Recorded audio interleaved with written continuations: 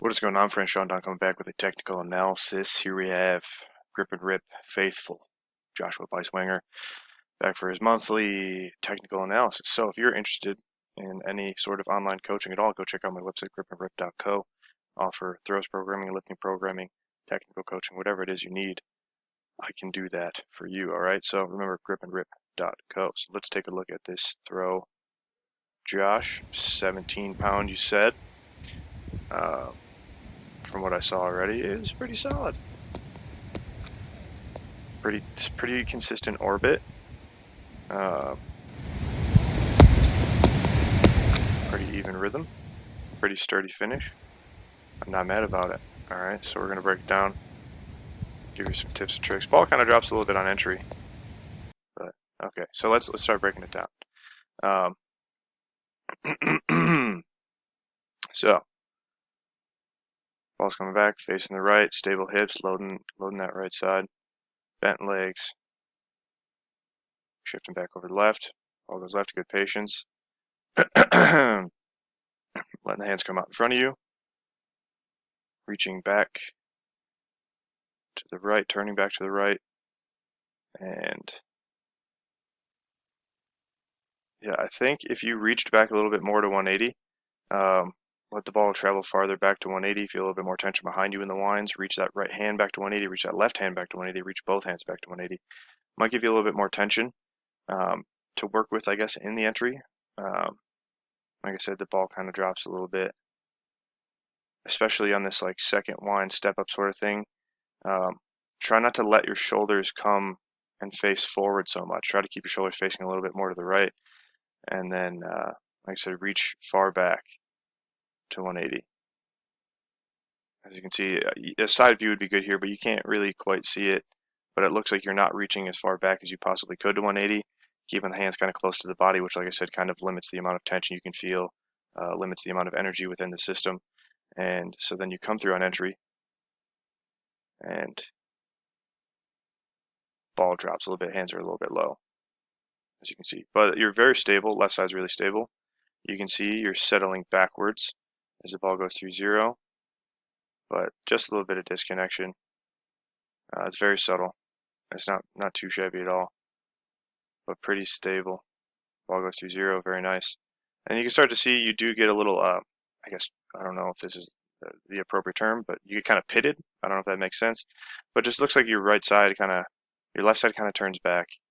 Your right side kind of gets stuck here, and it's not quite turning. So like as the ball goes left, you can see your left hip come back, but your right hip also kind of comes back a little bit. All right, so like I said, if you get more tension off the second wind, cast it in. It'll help keep the left side just as stable as you got it here.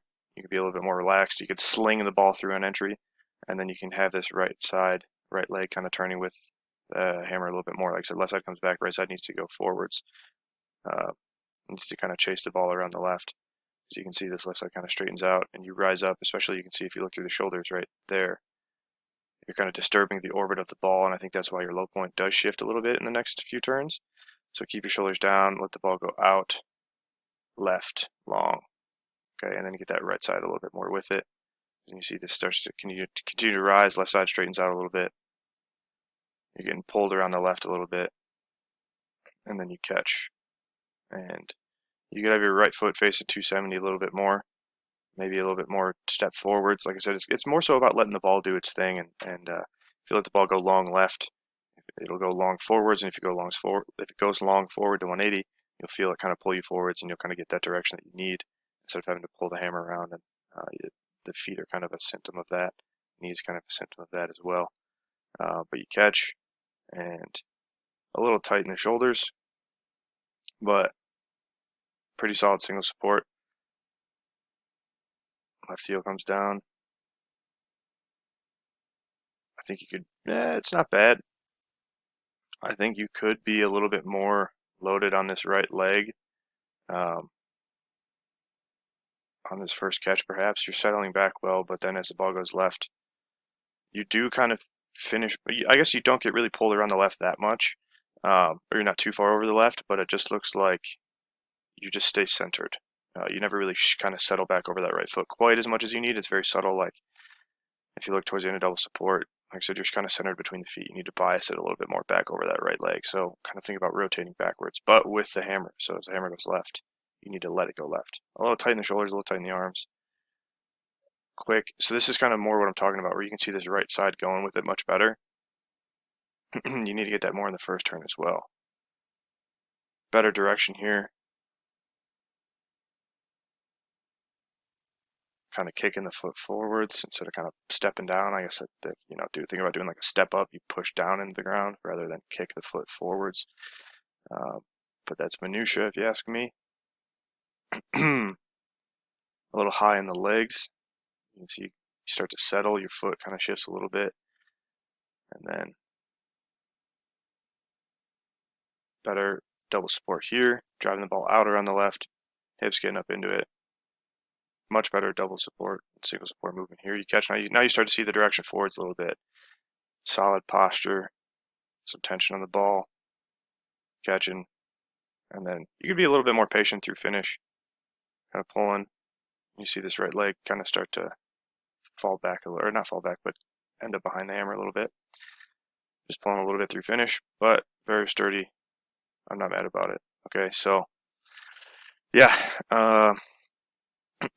pretty solid. Like I said, I think you know, I did this coaching clinic this past weekend up at 12th Rock, and I learned a lot of things in terms of, I guess, what needs to happen in the throw, especially for beginners and younger throwers and stuff like that, where you might see some elite level throwers, and even myself, I do certain things that are kind of subconscious, and mostly that pertains to the winds. Like I said, turning back, setting up good tension, reaching, setting up a good orbit, and real wide in front of you, wide out to the right, wide back behind you to 180.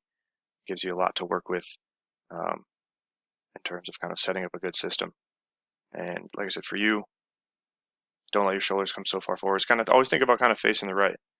All right, the wind should be more or less right-sided. I'm sure you've probably heard me say many different variations of this, but my understanding of hammer continues to develop and change over time, as I think it should. It's not a set system; it's fluid, and you got to find the pieces and parts that fit together. But like I said, reach back more there, especially as the ball goes back behind around your head to 180. If you feel more tension from 180 through 270, that'll give you a lot more to work with, and let the ball go left. All right, you're just kind of shifting back a little bit too soon, doing a little bit too much with the left side.